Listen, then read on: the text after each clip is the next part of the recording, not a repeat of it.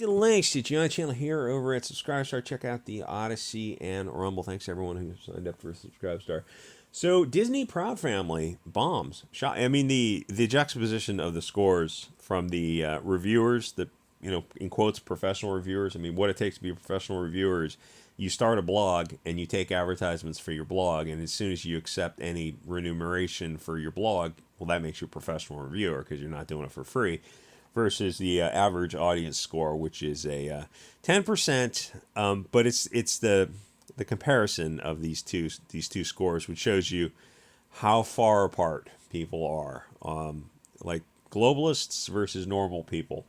So the thing is, you can't really understand what is going on with Disney or the Hollywood Bolshevik machine without understanding cultural Bolshevism, which when you look that up, you're going to get the Wikipedia definition. In fact, when you look up so many things on a search engine, the power to control search engines, including DuckDuckGo, who finally, Weinberg finally came out and admitted, yeah, we're going to curate search results to give you the Bolshevik answer. Like, he came out and admitted it. People were like, oh, okay, well, they're going to have to start looking for a new search engine.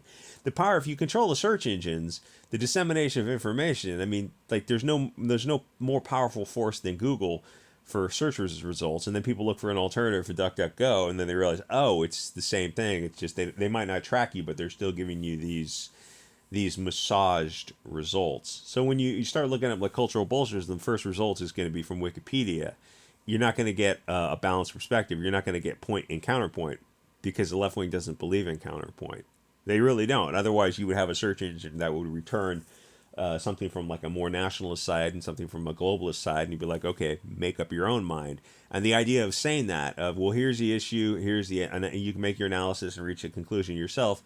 The idea of people making up their own minds terrifies the left wing. It's why they can't live in a society of free speech. They have to censor and deplatform. That open marketplace of ideas, no, they simply can't have that. And even things that are very dependent on that, like comedy, any kind of comedy, stand-up comedy, you can't have that in a socialist state. And as the power of the left increases, you see less and less comedy because it has to be more politically correct.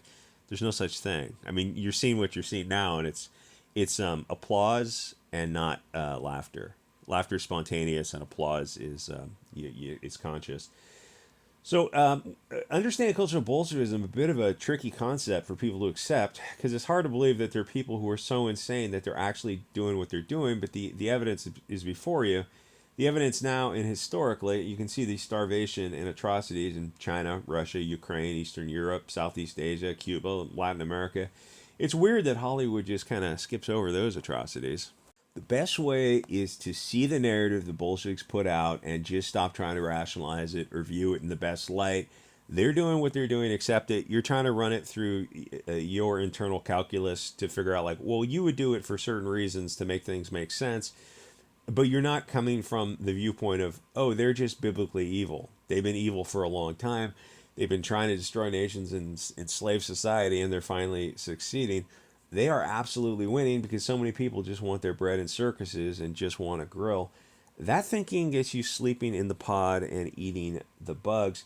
People who advocate to advance their group's interests will advance over passive groups that are fat and stupid watching sports ball and sucking down the soy slop cattle feed, which is extra funny because they're adding bug shells and proteins to foods to slowly get people comfortable with eating worms. It turns out that with generational brainwashing, you can get people to do anything you want as long as you think in generations and the outside group is thinking in just their lifetimes. Hollywood is telling you what they're telling you. Where do you think this hatred that is directed against people like you is going? Historically, what happens when a powerful group with the ability to control the flow of information focuses all their energy on dehumanizing and degrading a group of people, here in this case, people who look very similar to you and I? Just take a second to extrapolate down the timeline, don't say anything in the comments, and imagine what the future holds for a group that the media and government is telling you is good think to hate. You didn't do anything, you're blameless, but yet when the media and government is normalizing hatred and violence against you, and when it actually happens, the media simply won't cover it. or they won't cover it as a hate crime. Where if it was the opposite way, they would. At some point, you're going to have to awaken to all this. We're not heading for 1984. It's been here for a while. The country is a mess as it is. So what does Disney do? Well, they make a show that pours oxygen into the hate machine, which from my perspective, I guess, is good because it's the only thing that will help awaken the sleeping normie. I mean, it would have been, like in a perfect world, it would be nice to turn things around, but that ship has sailed 50 years ago. So there's absolutely zero hope of that.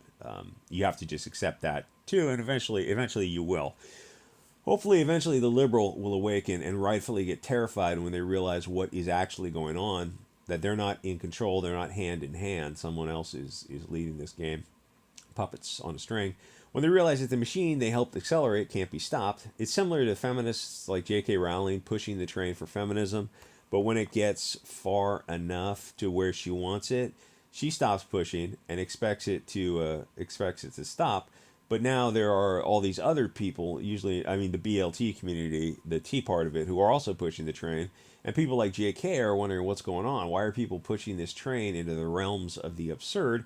Which is what conservatives wondered 50 years ago when feminists were pushing it. Because all the facets of the left, where does it end? Open borders? Or, I mean, they're not really open, I guess, because they're one way, because, they only flow into the West. You can't go into these other places and establish residency and buy property and vote in elections and run for office and take power. It's only a one way. So, like calling them open doesn't quite. There's another word for it, but it's not something to be said on YouTube. Or they want taxpayer funded everything, except the tax base is shrinking every year. Drag queen story hour, drugs and surgery for kids to prevent them from, clipping the branch from budding. What's the ultimate goal of the left? Sodom and Gomorrah, to create a country that's just a commercial zone for the benefit of big businesses? And when you get old, sick, and poor, the Canadian healthcare just puts you to sleep forever? Oh, wait, that's actually happening in Canada. Yeah, a country that is be careful here, Bianca. A country that is doing that to its people, a government that is doing that, it's probably time to seek peaceful, legal, constitution-protected redress of grievance in Canada to get your country back on the right track so that you take care of the elderly, the sick, and the poor. No, you shouldn't be putting them to sleep because they're poor. That's insane. That's insane, yes. Anyway, so when they can't take care of the population, they just bring in a new one. That country is nothing more than an economic zone for NGOs, just giant factories to extract wealth from the cattle slaves. This Disney show is focusing on things from 100 years ago and literally ignoring modern day involuntary servitude in Africa and the Middle East. It's weird how the modern left ignores sexual service and child brides in some circumstances.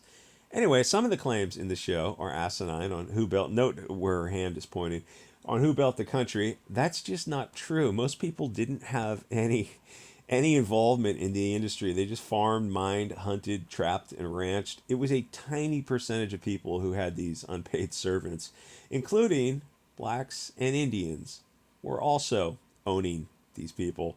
In fact, the first one who had to sue for the right to create the trade was a black guy who sued to turn his indentured servant into a unpaid forever servant. And how that case proceeded would be interesting to go back on that timeline.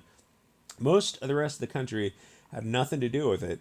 In fact, a lot of the people actually fought a war to stop it, in case you forget. And a lot of us came post that issue, or in 1865, or came to states without it, or otherwise just had no involvement in it. It's just not in our timeline for most of us. It seems like they're trying to say that people today had something to do with something that other people did, except why would they? The causal chain would stretch back to what? Adam and Eve or Lucy? You'd have to go back to blaming the human trading tribes like the Dahomey tribe, who were brutal, and very eager to trade in human cargo, such that the English and the French, I think, had to have some conflict with them to tell them to stop it. The Europeans didn't invent this trade. I mean, it's been a human trade forever. but the Europeans put a stop to it wherever they could. Disney presents one side of an issue, the cultural Marxist side, that is designed to get people to hate European people, except only a tiny percentage of them were involved in the trade. It just wasn't in their timeline. I mean, most of us just don't have any involvement to it whatsoever. There were actually, which is I know, I understand if you're descendant of these people who were, it's your timeline, but it's not the timeline of anyone else. There are actually a few other groups, and don't say it in the comments, who were involved that never get mentioned. The Marine Corps song, I think it's the Shores of Tripoli, literally sings about the Arabs enslaving Europeans in their Marine Corps song. Hollywood seems to skip over making movies about that for some reason. It seems to me like that would make a great movie. Anyway, so at this point, I suppose accelerate it until the normie awakens and sees that they have to see themselves as a tribe and act accordingly. Anyway, click the links, join the subscribe star, or check out the Odyssey and the Rumble, and I will see you guys all next episode.